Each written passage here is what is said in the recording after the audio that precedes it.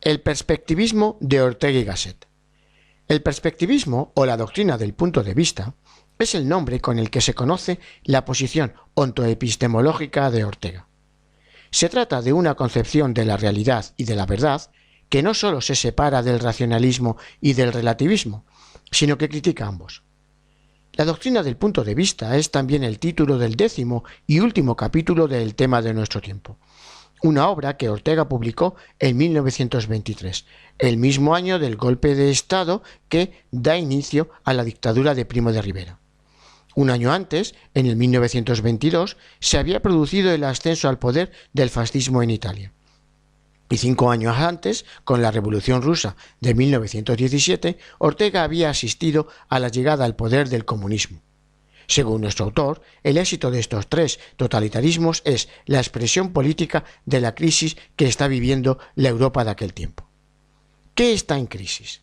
La crisis es la crisis de la cultura moderna iniciada con Descartes en el siglo XVII. ¿Y por qué? Porque la cultura moderna, esta cultura que vemos hoy, se ha convertido en una cultura vacía, antivital y que ya no responde a los intereses y problemas reales del ser humano contemporáneo. Precisamente por eso, el tema de nuestro tiempo es superar la crisis moderna. ¿Cómo? Dice Ortega, sustituyendo la razón pura, propia del racionalismo, por la razón vital. O bien, convirtiendo la relación entre vida y cultura y mostrando que es la cultura quien ha de servir a la vida. ¿Qué significan estas palabras? La publicación en 1637 del Discurso del método de Descartes abre la modernidad. El pensador francés acepta que el individuo corpóreo, sensible y particular no puede alcanzar un conocimiento cierto, por lo que sólo la razón pura puede conocer la realidad y alcanzar así la verdad. La razón pura es la única que puede determinar qué es lo realmente bueno para el individuo y la única que puede alcanzarlo. También es la única que puede deleitarse con la auténtica realidad. Por tanto, Descartes concluye que, si queremos alcanzar la verdad, el bien y la belleza, es necesario separar esa razón pura de todo lo corpóreo y sensible. Este argumento explica que, para la modernidad, la razón pura es la realidad radical, según las palabras de Ortega. Con esta expresión, nuestro autor se refiere al elemento primordial, indudable, y que da sentido a todos los demás. Pero, apunta Ortega, el racionalismo ya estaba presente antes de Descartes. Cuando nuestro autor analiza el racionalismo, distingue 2 periodos. Parménides, Platón, Aristóteles y Tomás de Aquino forman parte del primer racionalismo, el realismo de la antigüedad y de la Edad Media. La realidad radical para estos autores es el ser objetivo, la cosa, la realidad independiente del sujeto que la conoce.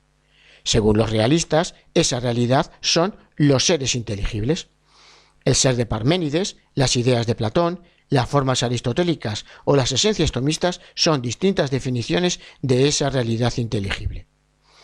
Con el giro epistemológico de la modernidad, Descartes, Kant y Hegel conforman la segunda etapa del racionalismo, el idealismo.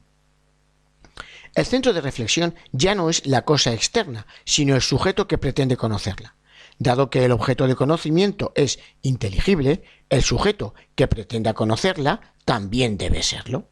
En conclusión, la realidad radical ya no es la realidad externa, sino el propio sujeto.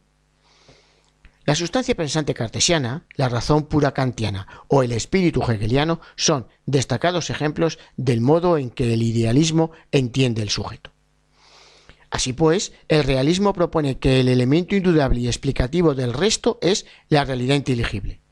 Ortega critica que esa realidad inteligible es una realidad abstracta, que ha eliminado la dimensión sensible, cambiante y múltiple de la realidad. La realidad inteligible es una realidad inventada por el realismo antiguo y medieval. Del mismo modo, el idealismo propuso que ese elemento indudable es el sujeto inteligible. En este caso, la crítica orteguiana es similar. Ese sujeto también es el resultado de una abstracción.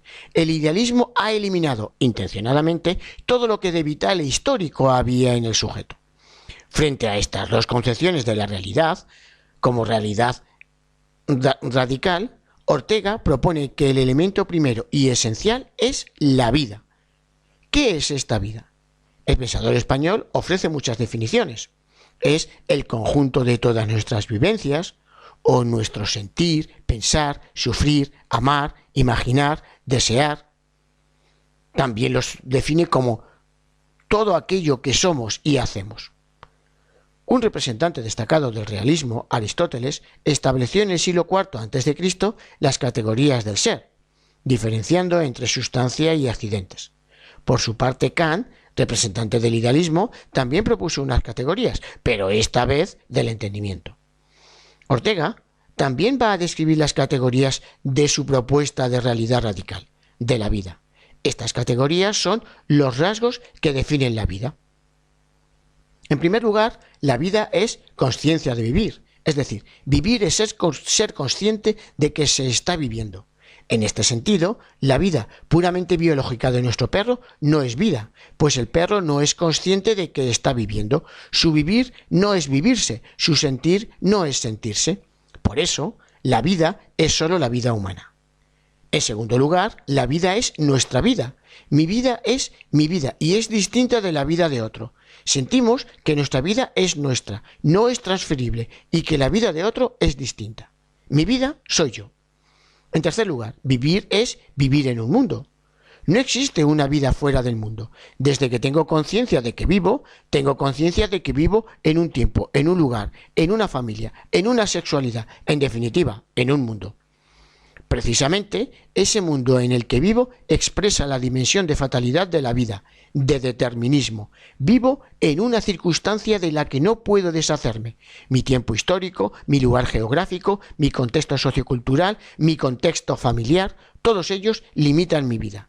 Pero, como contrapartida a ese aspecto determinista, añade Ortega que la vida también es libertad. En efecto, mi mundo limita mis opciones, pero también me ofrece un abanico de posibilidades dentro de las que puedo elegir.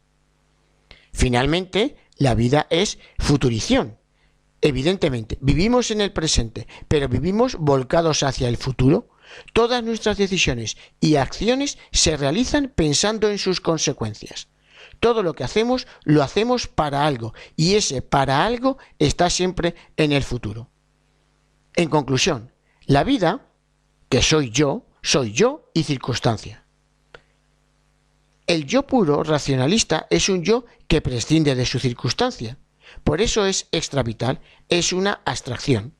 El yo, que es un yo y su circunstancia, es un yo vital, una razón del siglo XXI que vive en España, educada en una familia tradicional, licenciado en Derecho y que trabaja como fiscal, que perdió a un hijo en un accidente de tráfico, amante de las actividades campestres, muy sociable y tantos otros rasgos. Todo eso hace que ese yo, esa vida, sea un punto de vista sobre el universo. Esta es la tesis central del perspectivismo orteguiano o doctrina del punto de vista. La parcela de la realidad que ve esa vida con las características que hemos descrito no puede ser vista por ninguna otra. Dicho más sintéticamente, el raciovitalismo desemboca en el perspectivismo. Ahora bien, es importante aclarar que el perspectivismo orteguiano no es relativismo. El sujeto 1 es un sujeto del siglo IV a.C. que conoce la realidad que se le presenta. Su punto de vista le da acceso a una vertiente de la realidad que le impide acceder al resto. Por ejemplo, no puede acceder al conocimiento de las estructuras atómicas. El sujeto 2 es un hombre medieval que también conoce la realidad que se le presenta. Su vida, muy distinta de la del sujeto 1, le ofrece una perspectiva que le da acceso a otra vertiente de la realidad. El sujeto 3 es un niño del siglo XXI y desde su punto de vista descubre otro ámbito de la realidad desconocido para los anteriores. Finalmente, el sujeto 4 accede a otra vertiente desconocida para los 3 sujetos anteriores. Eso quiere decir que, según el perspectivismo orteguiano, la verdad es vital. La verdad es una y la misma, pero se descubre en la medida en que las distintas vidas acceden a ella. Afirma Ortega, cada individuo, persona, pueblo, época, es un órgano insustituible para la conquista de la verdad. He aquí cómo la verdad adquiere una dimensión vital. Los relativistas habían defendido que cada sujeto, desde su perspectiva histórica y sociocultural, ve cosas distintas y que eso lleva a cada sujeto a una verdad diferente. Por tanto, concluyeron que la verdad es imposible. Ortega subraya que llegaron a esa conclusión porque partieron de un supuesto falso, aceptaron que la realidad es la misma e idéntica para todos. Esa concepción de la realidad es errónea. La realidad es perspectivista, es decir, la realidad ofrece a cada sujeto una vertiente distinta. Cada vertiente de la realidad es el correlato ontológico de cada vida. Y la existencia de verdades distintas no es la prueba de que la realidad es inaccesible, sino de que la realidad es perspectivista. Así pues, la verdad es posible, nace de la suma de todas las verdades posibles. Demos un paso más. La verdad no solo es vital. Según el perspectivismo, la verdad también es histórica. Si volvemos a nuestro ejemplo de los 4 puntos de vista que acceden a 4 vertientes de la realidad y por tanto a 4 verdades, observamos que hay ámbitos de la realidad inaccesibles a esos sujetos y pendientes de ser conocidos. Solo serán conocidos cuando aparezcan otros sujetos que puedan acceder a ella. Afirma Ortega. Cada individuo, cada generación, cada época es un aparato de conocimiento insustituible. La verdad integral solo se obtiene articulando lo que el prójimo ve con lo que yo veo, y así sucesivamente. Por eso, la verdad se muestra y construye históricamente. En conclusión, la razón es una razón vital.